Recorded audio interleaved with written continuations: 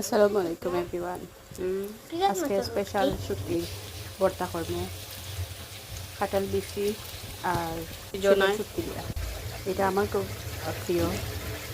আর এটা রেডি হওয়ার লাগে প্রথমে চুলার লড়াই বসাই দেব, দেন আপনি তেল গরম করতে দেব, পেঁয়াজ রসুন কাঁচামরিচ আমি একসাথেই দিলাই দিয়া যখন এটা একটু ফ্রাই হইব, দেন আমি একটু হলুদ আর মরিচের গুঁড়া দিই। দেওয়ার পরে শুটকি, শুধু শুটকি আর কাঁঠালের বিচি একসাথে দিই।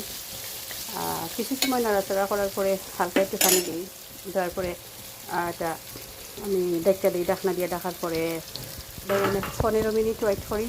ওয়েট করার পরে এটা অফ করে দিই। এরপরে দেখুন কীরকম হয়েছে। Thank you for watching.